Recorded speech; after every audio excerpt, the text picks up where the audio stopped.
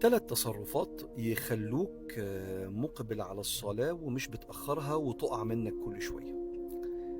وخلّيني أقول لك الأول، هو أصلًا إحنا بنأخّر الصلاة وبتُقع مننا ليه؟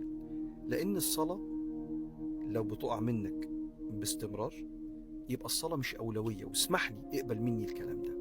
لإن البني آدم بتهجم على حياته متغيّرات كتيرة بتخلّيه يسقّط، يبعد، يستغني، يلغي حاجات بالترتيب كده. فمثلا اتشغلت، فهلغي حاجات عشان اعرف اخلص اللي ورايا. سافرت، هلغي حاجات عشان استمتع بالسفر. بصيف، اليومين دول بالي مشغول بحاجه، عندي مذاكره. فبيبدا البني ادم يقوم مقدم اولوياته ومسقط حاجات، لاغي حاجات هي مش في اولوياته. لو الصلاه مش في الاولويات هتقع على طول، هتبقى من ضمن الحاجات اللي دايما بستغنى عنها لما انشغل او يعني حالي يتغير عموما. عشان الصلاة تبقى في أولوياتك محتاج تعمل 3 حاجات. أولا تقرأ وتسمع عن ربنا حتى تجل الله في قلبك فتستجيب لنداء الله لما ينده عليك.